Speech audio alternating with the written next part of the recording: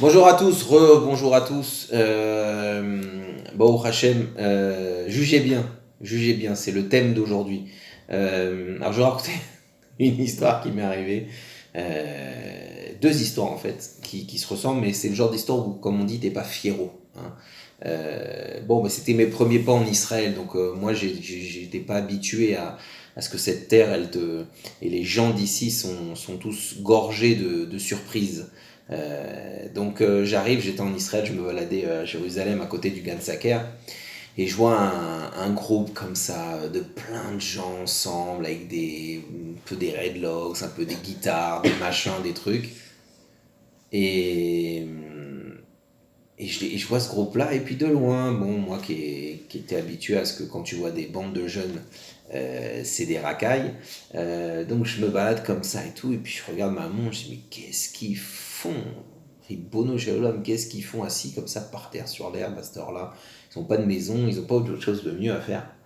Et le problème, c'est que quand je passe à côté d'eux, je les entends et ils étaient en train de faire des télim et faire des trucs ensemble comme ça, etc. Donc bon, je suis resté avec mon idée qui, Baruch Hashem, n'est pas sortie de ma tête.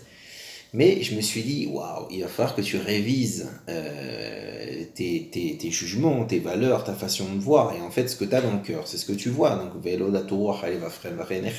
ce que tu avais dans ton cœur, ton impression que les gens y traînent, c'est ce que tu as vu. Et puis, heureusement que Dieu, il t'a montré qu'il va falloir que tu travailles ton cœur pour que tu puisses voir des bonnes choses.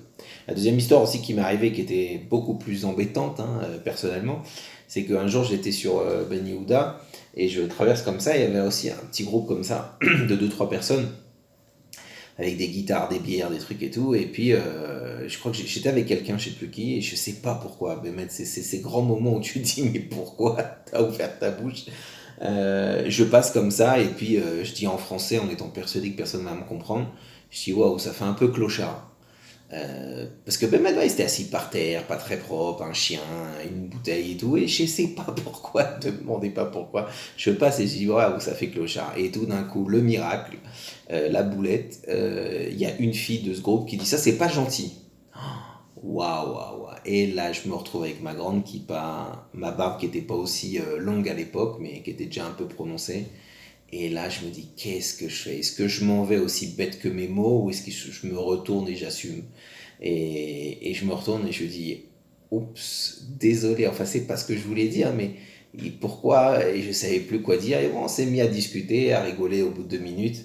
Et après avoir une connaissance, bah, je me suis pas assis avec eux non plus, mais après avoir parlé 2 3 minutes, et ben voilà, on a rigolé. Je suis parti avec un, au revoir les clochards, non, je rigole.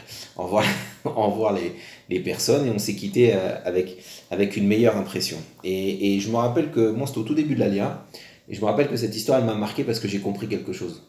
J'ai compris que quand on n'arrive pas à bien juger, c'est qu'en fait, il nous manque des informations. C'est pour ça qu'on dit que ne juge jamais personne tant que tu n'es pas à sa place. Parce que tant que tu n'as pas vraiment une notion de la situation de la personne, tu ne pourras pas juger bien. Tu ne pourras pas juger avec un éclairage positif.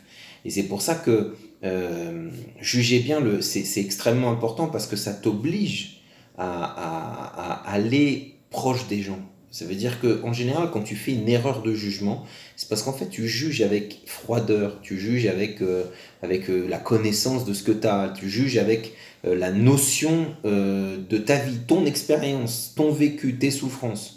Et en fait, il te manque de la connaissance. Et dès que dans n'importe quel cas, et ça m'est arrivé des dizaines de fois, pour juger bien quelque chose ou une personne, c'est pour ça que dans la Torah, on insiste énormément, il faut des témoins, il faut exactement le témoignage, il y a des règles très très très compliquées. Pourquoi? Parce que juger, c'est pas une petite chose. Donc le premier conseil qu'on pourrait se donner pour bien juger, c'est de dire que tant que je ne suis pas arrivé à bien juger une situation, c'est qu'en fait j'ai pas assez d'informations sur la situation, sur la personne, sur ce qu'elle a vécu, etc. Parce que si j'étais rempli de connaissances, alors je serais arrivé à bien juger. Et pourquoi? Dernière petite parenthèse pour nous motiver tous à faire ce travail, parce que des fois c'est une recherche, on a nous juste envie voilà, de classer le dossier au endroit sympa ou nul, et puis c'est tout, on veut que ça aille vite, donc des fois, on ne veut pas faire l'effort de ce travail. Et ben, si on peut trouver une motivation pour faire ce travail de bien juger les gens et les événements, ben, c'est la grande motivation, c'est qu'on sait très bien que là-haut, Bezrato Itbarach, on ne se le souhaite pas, mais si à 120 ans on est tous là-haut, et ben quand on arrive là-haut, le jugement il va se faire par quoi? Par nos propres jugements.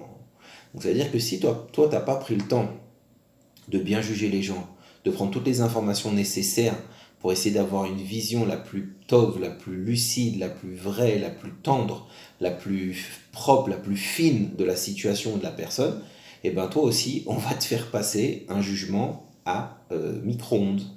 T'as fait une avéra, boum, au revoir. T'as mal parlé, boum, au revoir. T'as menti, boum, au revoir. Et comme personne pour soi-même ne veut ça, alors le meilleur entraînement pour l'instant, c'est nous en bas, que le Beddin d'en bas, comme on dit, que le tribunal d'en bas, et donc c'est chacun de nous, fasse des bons jugements, prenne le temps de juger, prenne le temps de trouver des compromis et des bonnes choses pour que le jugement de là-haut soit à cette image aussi.